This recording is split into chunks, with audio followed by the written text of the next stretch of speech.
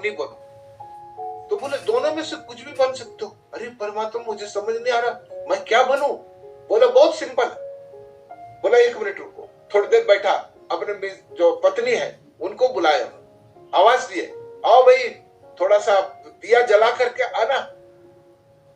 दोपहर के समय में पूरा लाइट। अब दिया उनकी पत्नी आई, ये रखा महाराज करके वहां रख दी और नमस्ते करके फिर अंदर चली गई।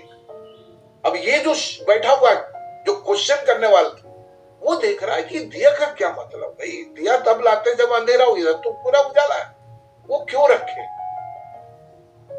और उनके पत्नी ने भी कुछ नहीं कहा। फिर थोड़ी देर के बाद में फिर उधर गए। बोला और आगे चलते हैं, वहां पर पर्वत के नीचे आए। बोले कि महाराज थोड़ा सा नीचे आएंगे क्या। तो एक 80-85 साल का आदमी दौड़ दौड़ते नीचे आया पहाड़ से, इतना दूर से आकर बोले कि आप आओ लगे कबीर महाराज, आप बताइए मेरे लिए क्या सेवा। बोले नहीं मैं ये पूछना चाहता हूँ आपका उम्र कितना, मैं भूल गया। बोले 85 साल। ओके महाराज। फिर वो चले गए। वो रुके नहीं कि आप क्यों आए, क्यों पूछ रहे, कुछ नहीं। मतलब सन्यासी और मुनि का ये गुण है, फालतू बातों में नहीं करता। हम लोग तो कई क्वेश्चन करें, अरे ठीक है इसके लिए आप बुला लिए क्या, मेरे को इतना पहाड़ से आना पड़ा, कुछ नहीं। मस्त रास्ते में चले गए प्रभु प्रभु करते हुए। फिर उन्होंने फिर बुलाया, फिर आ गए और उन्होंने फिर पूछा कि आजकल ऊपर में ठंड रहती है कि गर्म रहती है। बोले नहीं महाराज जैसे हो, मेरे को पता नहीं, मैं अपना तपस्या में लीन रहता हूँ। फिर ऐसे 5-6 बार किए।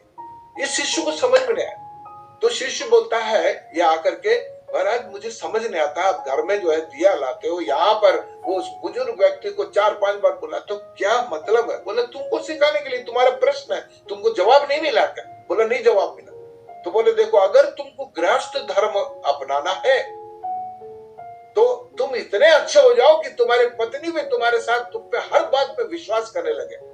जिस घर में माँ बाप अपने बच्चे को विश्वास करे, एक टीचर एक शिक्षक अपने छात्र को विश्वास करने लगे, और जिसके अंदर में भाई बहन जो राखी बांधते हैं आपस में विश्वास करने लगे, उसी प्रकार गुरु शिष्य के मध्य में होते रहे और पति पत्नी में उतना विश्वास हो, मेरा हस्बैंड जो बोला वो फाइनल, मुझे कुछ पूछना नहीं है। अरे इधर तो एक बार पूछो 10 बार बोले तुम कहाँ जा रहे हो ये बताओ।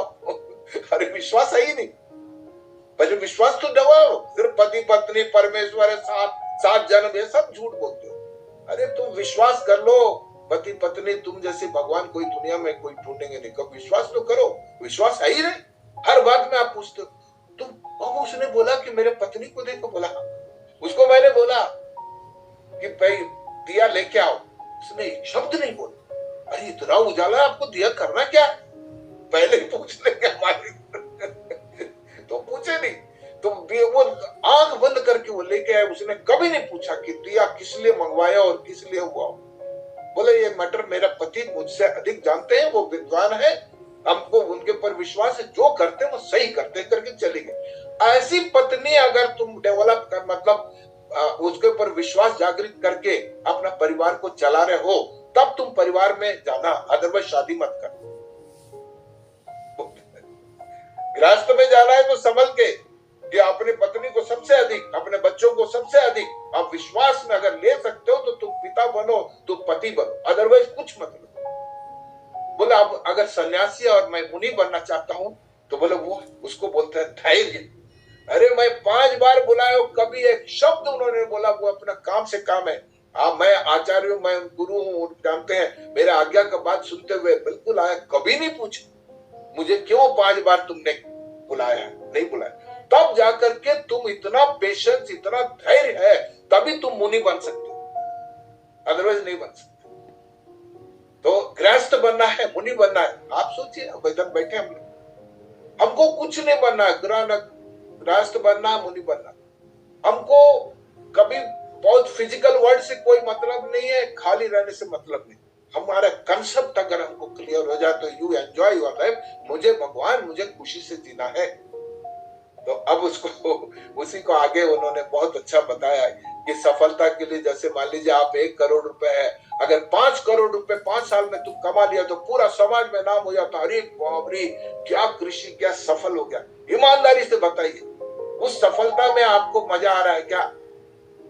अगर मजा आ रहा है तो तुम सफल हो, अगर मजा नहीं आ रहा है तो सफल नहीं हो। अब मजा कैसे आएगा, इतना पैसा तो हो गया, 1 करोड़ मैं व्यापारी हूँ, 5 करोड़ मिल गया तो मुझे तो बहुत खुशी होनी थी। लेकिन तुम में खुशी क्यों नहीं है? क्योंकि तुम पास्ट सोच रहे हो, प्रेजेंट नहीं सोच रहे हो। आज मैं 5 करोड़ का हूं तो मैं सफल हूं, तब तो बहुत अच्छी बात। लेकिन आप क्या सोच रहे हो? पास्ट सोच रहे हो। फ्यूचर थोड़ा कम हुआ। पास्ट क्या सोच रहे हो? अरे मैंने उसको धोखा दिया था, उससे छीन के गया, उनकी आय तो नहीं लगेगी, इसके बदले में मैं पूजा कर लूं ताकि हमको शांति मिले। मन शांति नहीं हो रहा है और 5 करोड़ में कमा लिया हूं, लेकिन पता नहीं क्यों खुशी क्यों नहीं हो रही है। ये कारण यही है, यही कारण है। जिस दिन आपने पास्ट छोड़ दिया और फ्यूचर को, अब आपको फ्यूचर में जो और आगे बढ़ना है तो फिर मरो, 5 का 10 करना है तो फिर 5 मेरे को टारगेट तक कर लिया तो फिर प्रोजेक्ट में। बहुत सिंपल है। हर दिन आप भगवान को बोलना, भगवान मैं वर्तमान में रहूं, प्रेजेंट रहूं। पास्ट की बातें मुझे याद नहीं आ रही, इसका मतलब मैं बहुत अच्छा आदमी। जिस दिन आपको पास्ट का बात सुनते रहते सिर्फ दुख का ही बात याद आएगा, और दुख मतलब जो तुमने दुख दूसरों को दिया वही वापस आ रहा है और कुछ। और जिस दिन वापस नहीं आ रहा है तो आप सुखी रहोगे। तो मैं इसलिए बार बार, सब लोग बोलते हैं प्रेजेंट में रहो, प्रेजेंट में। अरे प्रेजेंट में कैसे रहेंगे यार?